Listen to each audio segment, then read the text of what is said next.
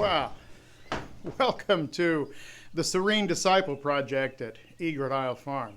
Now we're here in a part of the farm that I'm not sure I've really ever shown you the inside of. This is the fish house, so called because it used to host fish fries back when the previous owners of the farm, Bill and Lita Leach, lived here.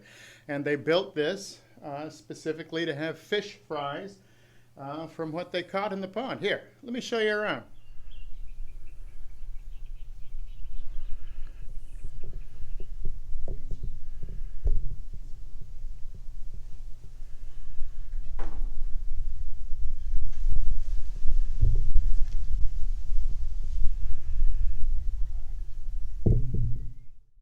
What we want to talk about today is what's found in this chicken coop. Can you spot it? It's deadly. I had just removed a dead chicken when we saw this. Did you spot it yet? Let's move closer. Yes, there he is. A diamondback timber rattlesnake, which I then killed. Why do we kill him? Well, he had just killed a chicken, probably in self-defense, but I have grandkids and livestock, and I don't kill most of the rattlesnakes because I never see them. But the ones that I do end this way. Usually I just throw the snakes out, but this time I decided to try something different. I saved the meat, which went into the freezer for the next time the grandkids are over and we want to make rattlesnake chili. And I decided to preserve the skin. All right, here is what we are left with after about 8 days in the solution. The solution, by the way, is made from equal parts this.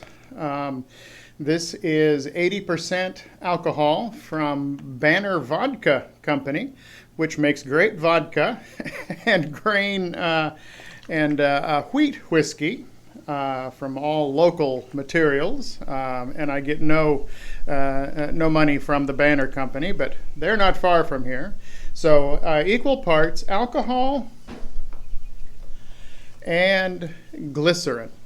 And so what I have essentially made in here is a very strong hand sanitizer. And this skin has been in here about a week, a little longer. So let's go ahead, fish it out. And I'm curious to see what we're left with here. Very strong smell of alcohol.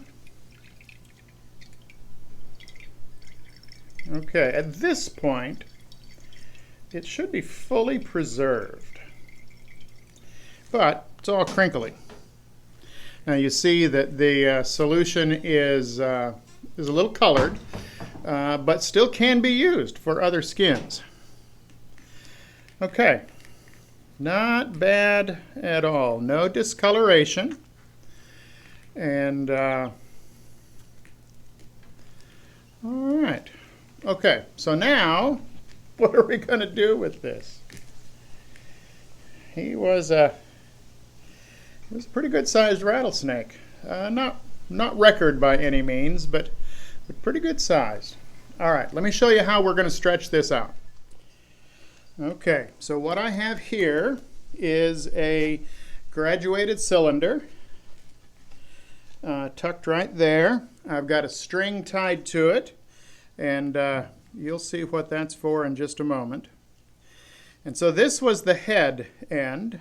It's a little tattered there where the shotgun blast dispatched the creature. So I'm going to stretch this just almost to the breaking point, but not quite. I don't know if you can see there, there's 3 holes where a shot went through. So I'm going to stretch it this way and rotate. And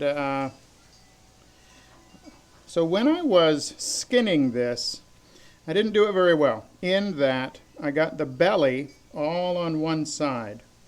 I later learned that the better way to do it is to get the white belly equally on both sides. Okay, now I've come around one full time, still stretching. The snake skin is actually quite elastic. The scales, you can really see the scales well. Stretch it all the way out. Turn and stretch.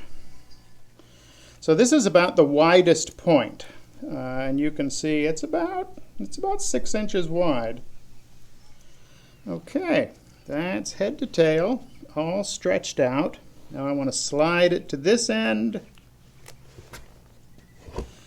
and wrap it with the string to hold it in place.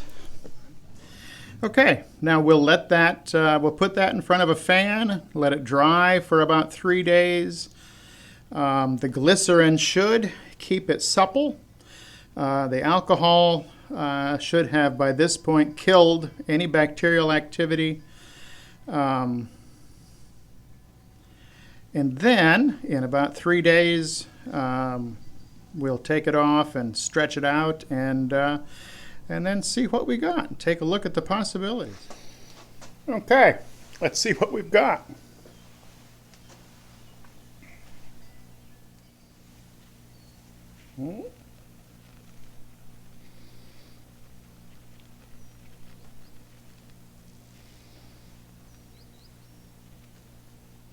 Okay, there we are.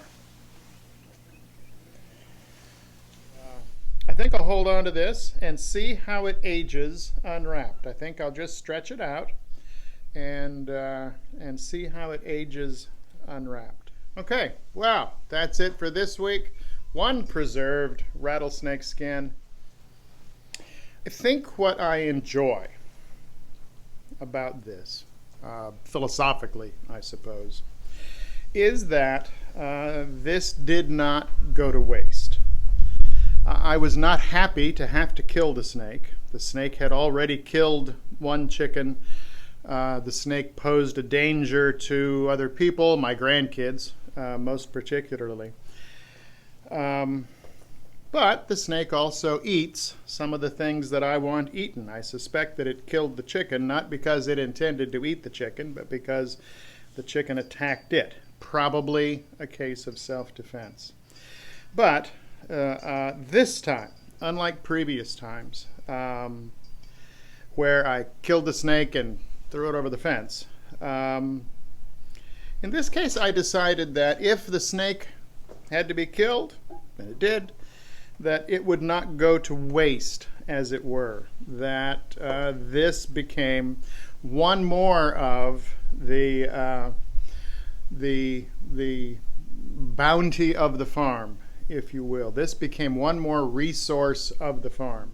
And so it does make me wonder, what are the resources of your place that you are making use of? What are the resources of your place that you could make use of? Is there a way to convert some of that biomass that you're mowing every couple of weeks into something useful? Is there a way to convert the nutrients of the soil, even in your suburban lot? Is there a way to convert nutrients to usable food? Is there a way to reuse some of the resources that you use?